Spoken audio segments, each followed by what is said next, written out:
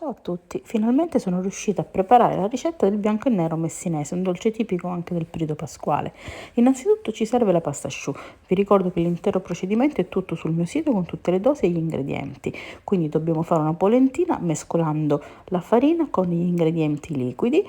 Si deve un po' cuocere, ricordate, perché la farina comunque non deve restare cruda. Poi le versiamo in una ciotola e uniamo le uova una alla volta. Ora potete fare questa preparazione tranquillamente anche in planetaria, anzi ancora meglio, perché man mano che lavorate le uova con il composto di farina, burro, latte, diventa abbastanza duro da lavorare, abbastanza appiccicoso. Io lo faccio a mano perché si tratta di una piccola quantità, ma se ne volete fare di più, il mio suggerimento è usare la planetaria. Come vedete il risultato man mano deve diventare filante, l'impasto deve essere giallo acceso, liscio e quando sollevate la spatola deve formarsi una sorta, eccola qua, di triangolo. In questo modo la pasta asciutta è pronta. Mettete i bignè su un foglio di carta forno leggermente inumidito, io lo bagno e poi lo strizzo. Disponeteli a distanza regolare perché gonfiano.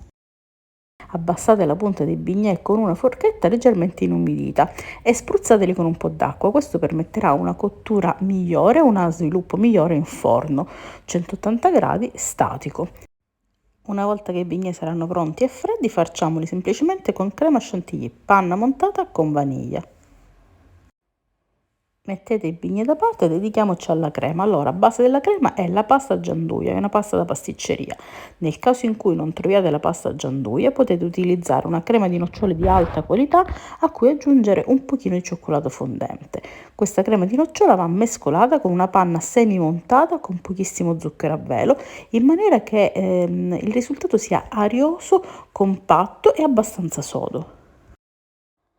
La composizione del dolce è facile, mettete un po' di crema nel piatto che avete scelto, poggiate i bignè farciti con la panna, ricordate che il bianco e nero è un po' a cupoletta, non a punta come il profiterol, e poi spatolate questa crema in maniera che i bignè ne siano abbastanza ricoperti, riempendo gli spazi in mezzo. Proseguite fino a creare la vostra collina di bianco e nero. È importante che tutti i bignè, anche esternamente, siano ricoperti da questa crema. A questo punto l'unica parte noiosa, ovvero la copertura, che tradizionalmente viene fatta con delle sfoglie di cioccolato. Per farla dovete fondere il cioccolato a bagnomaria, metterlo su una pietra ghiacciata, quindi tenuto in freezer per almeno una giornata. Così i riccioli verranno perfetti e non avete alcuna difficoltà. Cospargete il bianco e nero con queste sfoglie di cioccolato e completate con lo zucchero a velo.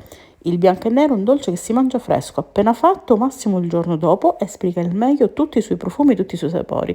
Vi assicuro che è qualcosa davvero di delizioso, dovete provarlo. Magari potete prepararlo per Pasqua. Ricetta, dosi, ingredienti sul sito Siciliani Creativi.